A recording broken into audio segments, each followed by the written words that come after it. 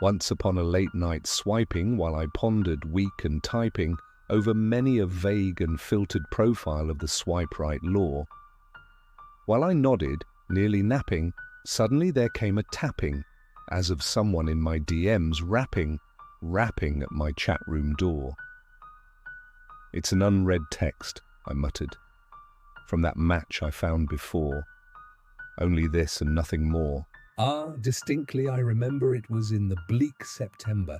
Every notification amber mocked the silence on the floor. Eagerly I wished the morrow. Vainly had I sought to borrow from the phone surcease of sorrow. Sorrow for the lost Lenore, for the cool, curated cutie whose face launched 1,000 scores, nameless here for evermore. And the silken, sad, uncertain feeling of each message reeling thrilled me, filled me with quick terrors I had never felt before, so that now, to still the beating of my heart, I stood repeating, "'Tis some bot or adder fleeting past my locked phone door, some late spammer or a tweeting that is fleeting past my door, only this and nothing more." Presently my soul grew stronger, hesitating then no longer. "Sir," said I, or "Madame, truly your forgiveness I implore, but the fact is I was scrolling, and so gently you came trolling, and so faintly you came tapping at my chat room door, that I scarce was sure I heard you. Here I opened wide the door, darkness there and nothing more, back into the room retreating, all my eager spirit heating. Soon again I heard a tapping somewhat louder than before. "Surely," said I, "surely that is something at my window screen. Let me see then what thereat is, and this mystery explore. Let my heart be still a moment, and this mystery explore. 'Tis the Wi-Fi and nothing more." Open here I flung the shutter, when, with many a flirt and flutter, in there stepped a sleek, snarky shadow of the app's dark core. Not the least obeisance made he, not a minute stopped or stayed he, but, with mien of tech, he braided, perched above my laptop bore, perched upon a stack of boxes just above my laptop bore, perched and sat, and nothing more. Then this digital apparition with its supercilious mission stole my sad fancy to a smiling by the sarcasm that it wore.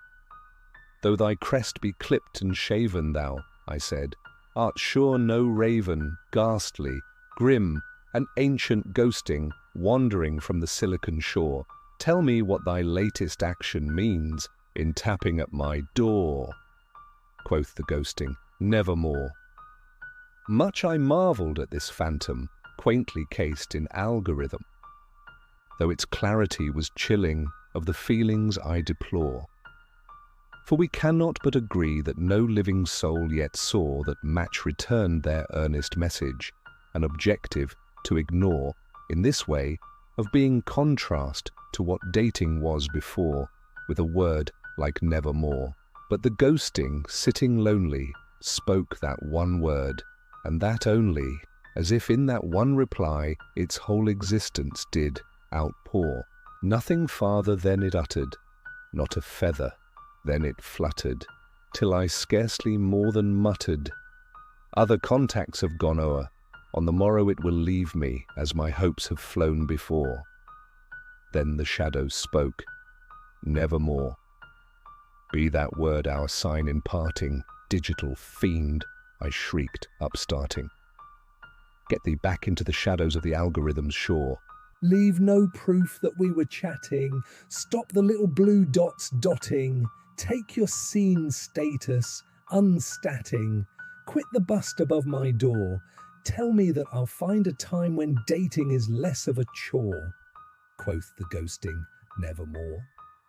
And the ghosting, never flitting, still is sitting on the pale bust of match found just above my laptop bore.